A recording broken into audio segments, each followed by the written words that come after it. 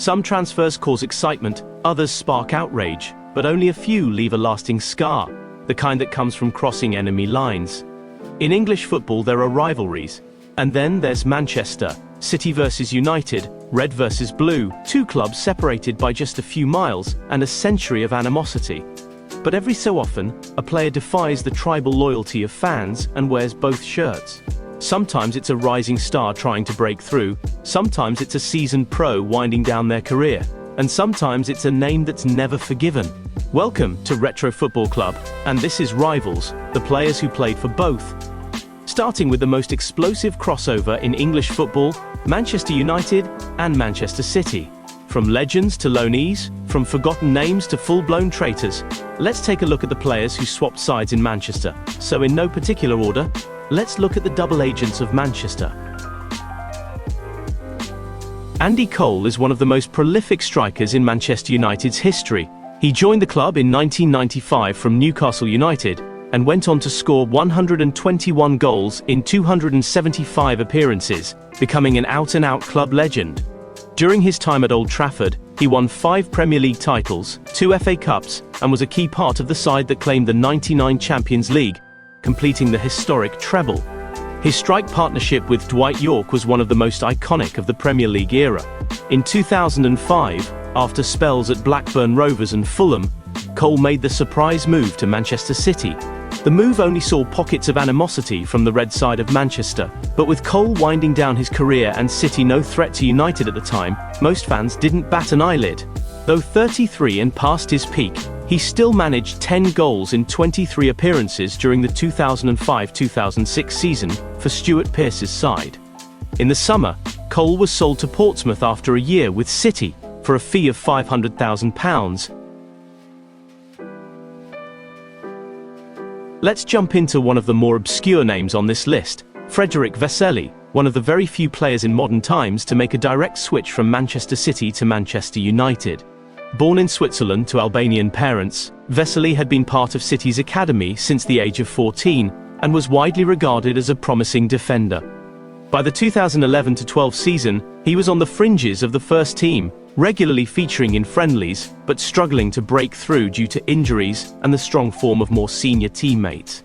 Midway through that season, frustrated by a lack of opportunities, and with his improved contract demands rejected by the club, Vaseli made headlines by joining Manchester United on deadline day of the January transfer window, a move that stunned fans and upset several of his City teammates. The controversy didn't stop there. Vaseli marked the transfer with a flurry of pro-United tweets, praising his new club in a way some felt crossed a line, especially in the middle of a tense title race between the two sides. City Academy players reportedly labelled him an attention seeker, and some accused him of being disrespectful to a club that had helped develop him from an early age. Despite the drama, Vaseli never made a senior appearance for United. He was released in 2014, and it wasn't until joining Bury that he finally made his full professional debut, 2 years after that controversial move across Manchester.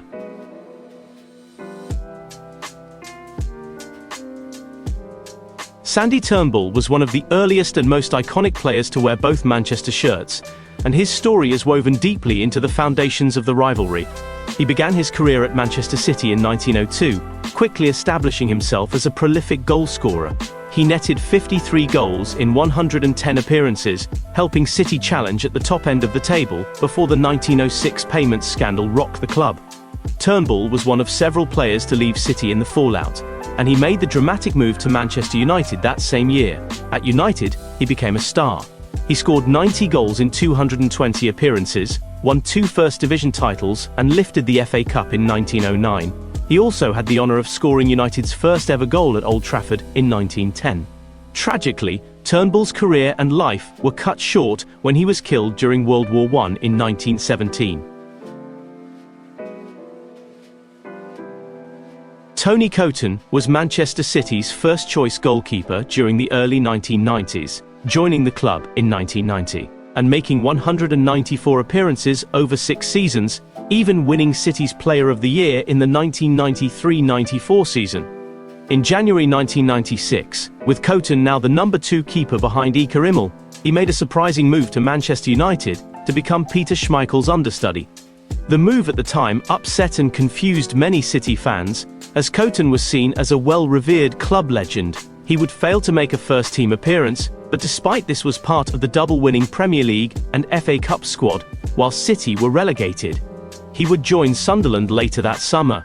Following retirement, Coughton spent many years as Alex Ferguson's goalkeeping coach and still works for the club as a scout today.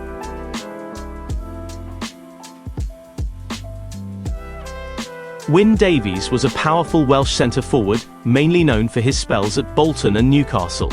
He joined Manchester City in 1971, making 45 appearances and scoring 8 goals, winning the Charity Shield during his time at Maine Road.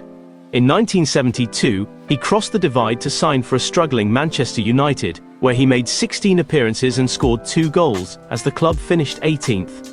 He left during that summer, ahead of what became a disaster as United were relegated from the top flight. Bob Milavi was a Scottish defender who played for both Manchester clubs in the very early days of organised football in the city. He first appeared for Newton Heath, the original name of Manchester United, in the early 1890s, making 22 appearances, scoring 4 goals. He later crossed the divide to join Ardwick, which would soon become Manchester City, in 1892. He played 69 times, scoring 12 before retiring in 1896. Andrei Canelskis lit up the Premier League in the early 90s. The Russian joined Manchester United in 1991 and became a key figure in Sir Alex Ferguson's first great side, helping the club win 2 Premier League titles, an FA Cup and a League Cup. He made 161 appearances, scoring 36 goals, including a famous hat-trick against City in 1994. After leaving United in 1995, he had spells with the likes of Everton, Fiorentina, and Rangers. In 2001, nearing the end of his career, Canelskis joined Manchester City on loan from Rangers. He made 11 appearances for the Blues, scoring 1 goal during their Premier League relegation season, before joining Southampton permanently in the summer. Alf Edge was a forward who played for both Manchester clubs during the early 1890s, when the rivalry was still in its formative years. He first joined Newton Heath in 1891, with 7 goals in 19 appearances. Whilst with the club, he was suspended by the Football Association for playing for Nottingham Jardines Athletic, whilst registered to Newton Heath. In 1894, he joined the blue side of Manchester, albeit very briefly, with him making only a solitary appearance. Mark Robbins is best remembered for his time at Manchester United, where he came through the youth ranks and made his senior debut in the late 1980s. He scored some crucial goals during his time at Old Trafford, most famously an FA Cup winner against Nottingham Forest, a goal many believe saved Sir Alex Ferguson's job. He left United in 1992, after 11 goals from 48 appearances.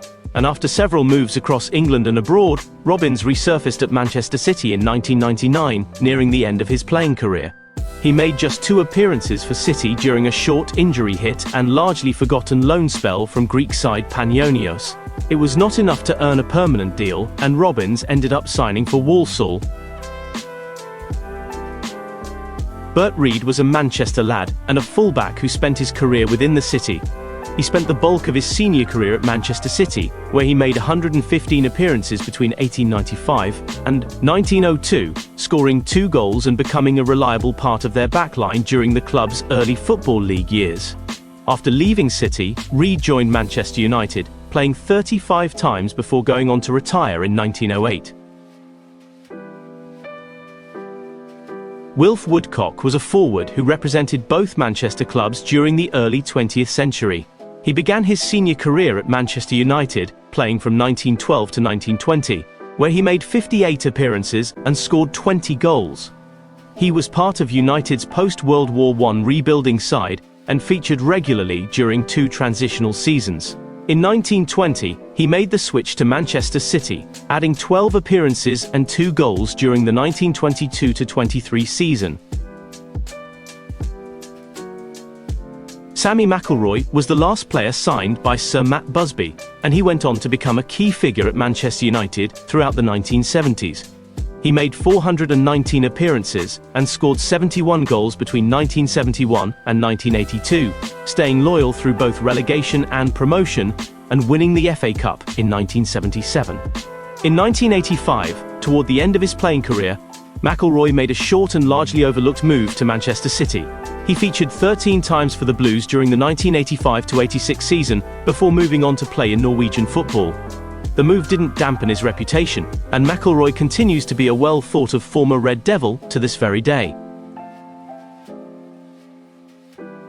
Frank Barrett was a Scottish goalkeeper. He first played for Newton Heath in 1896, signing from Dundee, where he made 118 first-team appearances before departing to Brighton in 1900. In 1901, he joined Manchester City, but would only make 5 appearances before returning to Dundee in the summer of 1902. Sean Gota is a cult hero at Manchester City, but few remember that his professional journey began on the red side of the city. The Bermudan striker was scouted and then subsequently brought to England by Manchester United in 1988. After a successful trial, he signed a professional contract and was part of United's first-team squad in 1989, but would depart to Rotherham United midway through the campaign, having failed to play a game. In 1998, he arrived at Manchester City, after 8 years of being a Football League stalwart. At Main Road, he became a legend. Gota scored 103 goals in 212 appearances, helping the club climb from the third tier back to the Premier League, eventually departing in 2003. His chant, "Feed the goat and he will score," became one of the most iconic of that era, and he's still adored by the City faithful, where he has remained as a club ambassador.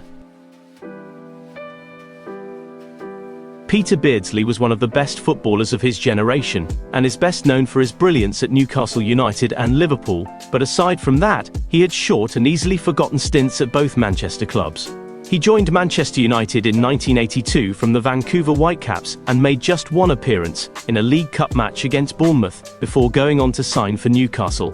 Then, in the 1997-98 season, near the end of his career, a veteran Beardsley joined Manchester City on loan from Bolton Wanderers, a move that at the time summed up the decline the club was in. He made 6 appearances for City in the First Division, without scoring, and later joined Fulham.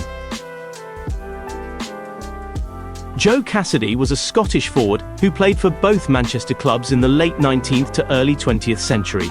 He joined Newton Heath in 1893, but after only 4 appearances returned home north of the border by signing for Celtic. A year later though, he was back and went on to become a prolific goalscorer, notching 90 goals in 148 appearances, becoming one of the earliest club legends in United's history. In 1900, he signed for Manchester City, where he remained for a year, and also netted a tidy return of 14 goals in 31 games.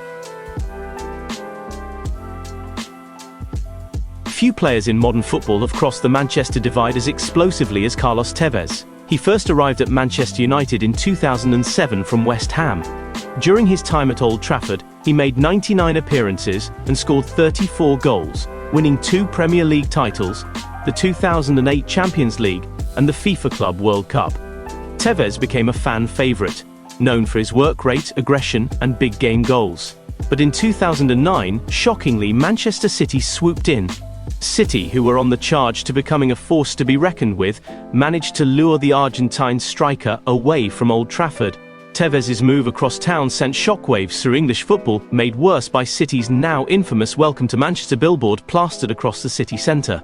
At City, Tevez became captain, scored 73 goals in 148 appearances, and helped the club win the FA Cup in 2011, and their first Premier League title in 44 years in 2011-12. He stayed a Blue for 4 seasons, before being sold to Juventus in 2013. For United fans, he went from cult hero to public enemy. For City fans, he was a symbol of their rise and swagger. Tevez remains one of the few players to star for both sides of Manchester, and arguably the most controversial.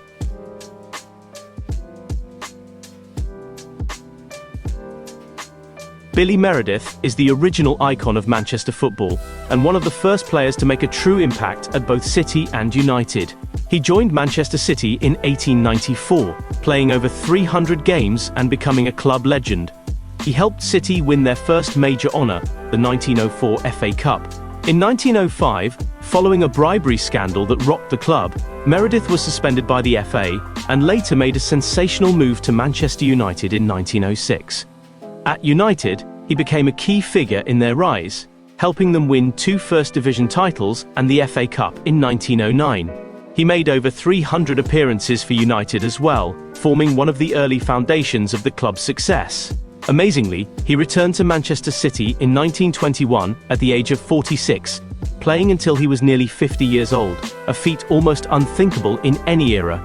In total, he made over 700 appearances across both clubs, won major honours with both, and remains the earliest and arguably greatest example of a player to define both sides of Manchester. Brian Kidd is one of the few figures in football to have both played and coached at both Manchester clubs, a rare double allegiance on and off the pitch. He came through the youth ranks at Manchester United, making his senior debut in the late 1960s. Kidd scored 52 goals in over 200 appearances for United, including a goal in the European Cup final in 1968. The goal came on his 19th birthday, helping United become the first English club to win the trophy. In 1976, after a spell with Arsenal, Kidd joined Manchester City, where he made 98 appearances and scored 44 goals over 3 seasons, proving himself as a top striker at Main Road. Kidd's connection to both sides didn't end there. He later returned to United as assistant manager to Sir Alex Ferguson during the club's early Premier League dominance. He later returned to City, where he worked as assistant manager not only under Roberto Mancini, but both Manuel Pellegrini and Pep Guardiola, eventually leaving in 2021. He is one of the few individuals to be deeply respected by both clubs, having made a meaningful impact on both sides of Manchester across multiple decades. Daniel Hurst was a forward who had brief and unremarkable spells at both Manchester clubs in the early 1900s. A born and bred Scouser, he had made a name for himself at Blackburn Rovers and Workington, before joining Manchester City in 1901, making just 15 first-team appearances without scoring. In 1902, he moved across the city to join Manchester United, where he scored 4 goals in 16 appearances, before leaving the club and retiring a year later. Herbert Broomfield was a goalkeeper who played for both Manchester clubs in the early 20th century, though in both cases his appearances were limited. In 1907, he joined Manchester United from Bolton Wanderers, where he made 9 league appearances. The following year he joined Manchester City, but would only play 4 times in 2 years, and was secretary of the Players' Union during the 1909 threatened strike. In 1910, he returned to United before subsequently retiring.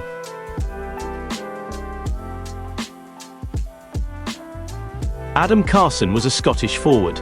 He joined Newton Heath from Glasgow Thistle in 1892, making 13 appearances and scoring 3 goals during the 1892-93 season. In 1893 he transferred to Ardwick. There, he made 9 appearances and scored 3 goals over the course of 2 seasons, leaving in 1895, and retiring soon after. Denis Law is one of the most iconic players to ever wear both the red and blue of Manchester. He first joined Manchester City in 1960, signing from Huddersfield Town. In his lone season at Main Road, he scored 21 goals in 44 games, showing enough promise to earn a move abroad to Torino, and, shortly after, a club record transfer to Manchester United in 1962. At United, Law became a legend. Over 11 seasons, he scored 237 goals in 404 appearances, won the First Division title in 1965 and 1967, the FA Cup in 1963, and was awarded the Ballon d'Or in 1964, still the only Scottish player to ever win it. In 1973, after being released by United, Law made a sensational return to Manchester City. His most famous and final act came in 1974, when he scored a backheeled goal for City against United at Old Trafford. That goal effectively sealed United's relegation, and Law, visibly upset, refused to celebrate and asked to be substituted. And he never played another professional match. To this day, Denis Law remains a legend on both sides of Manchester, albeit for 2 very different reasons.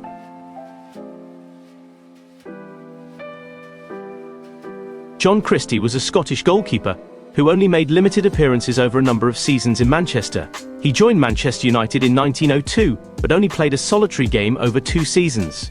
In 1904, he made the move to Manchester City, where he went on to make only 10 appearances over 3 seasons, before departing to Bradford Park Avenue in 1907.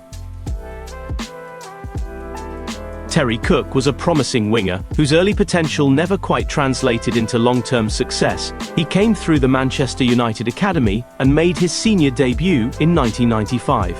At times, he was touted to be a bigger talent than David Beckham, but he would only make 8 appearances in total for United and struggled to break through, especially when Beckham began to emerge as a serious talent.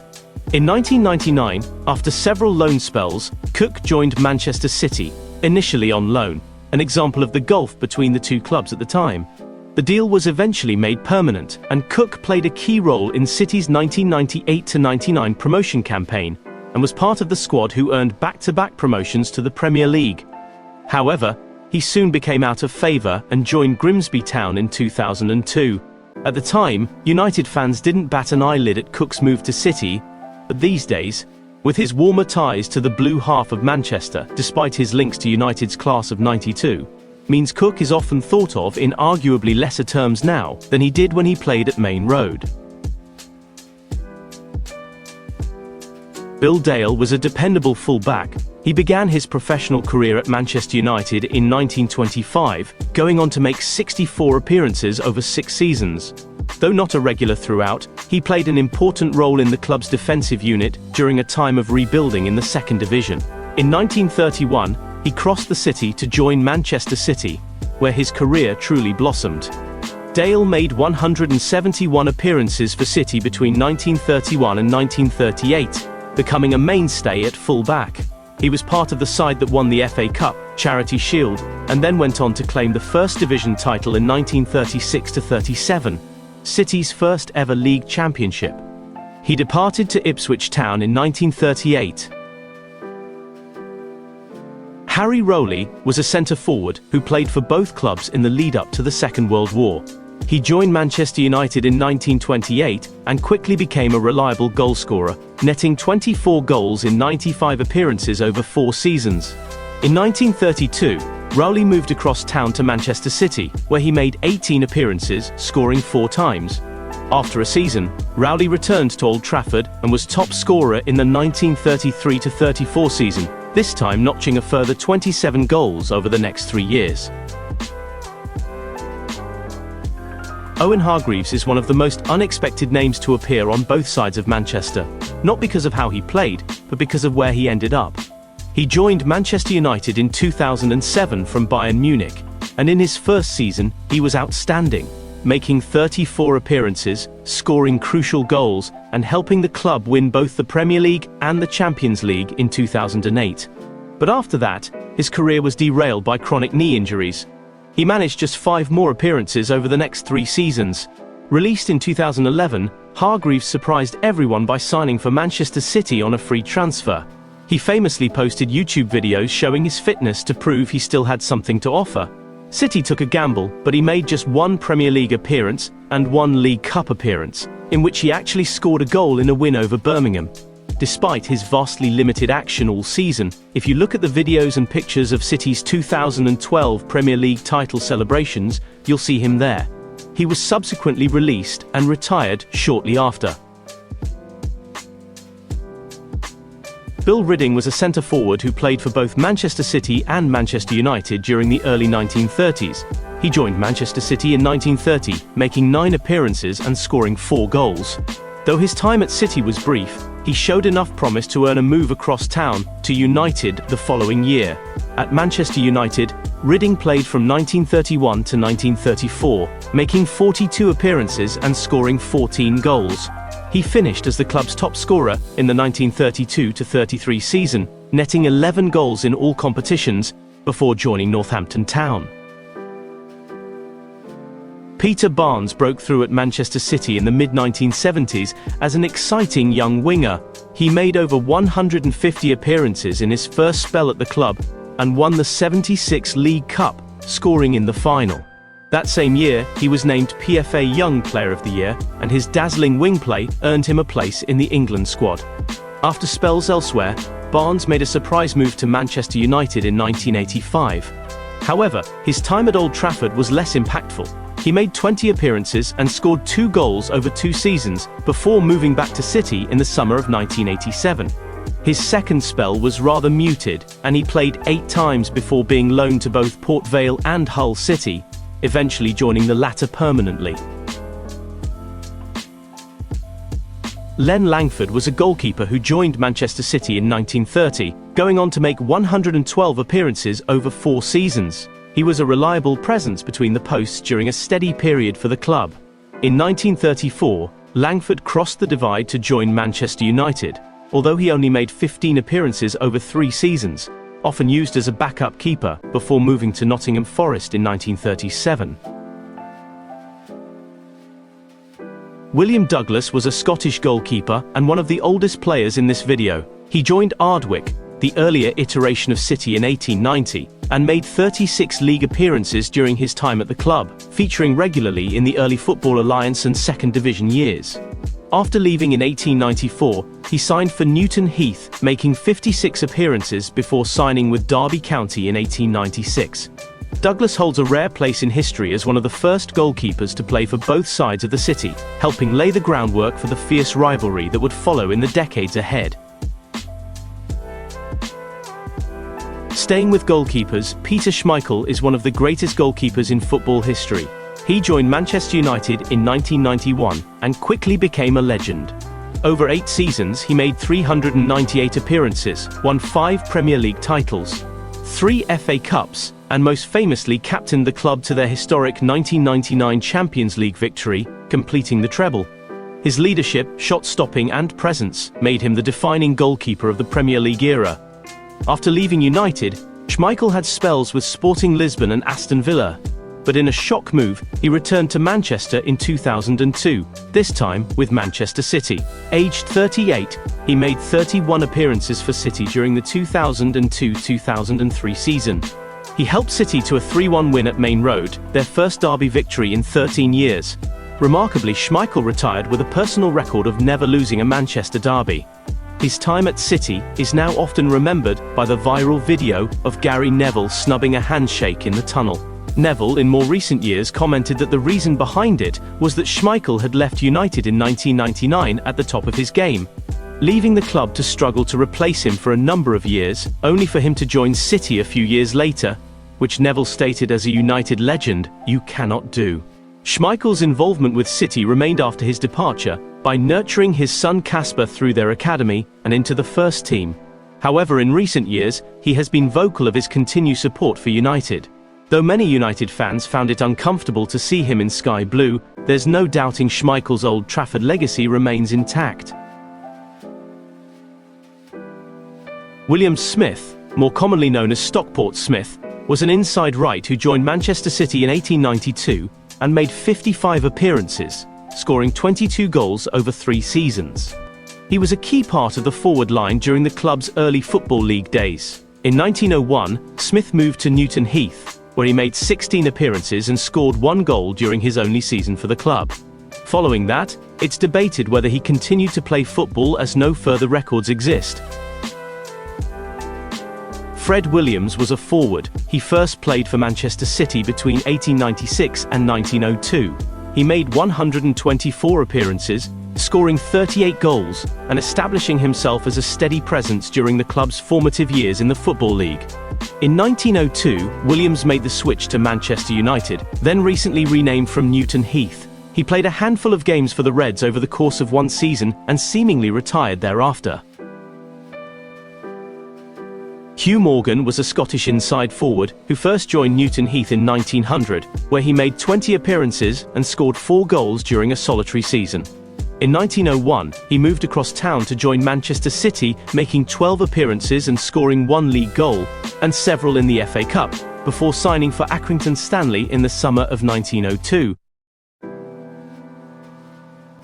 A talented forward, Jimmy Bannister joined Manchester City in 1902, making an immediate impact with 13 goals in 21 appearances as City won the Second Division title. He went on to score regularly for the Blues over the next few seasons, and was part of the squad that finished as runners-up in the First Division in 1904, the highest league position in City's history at the time.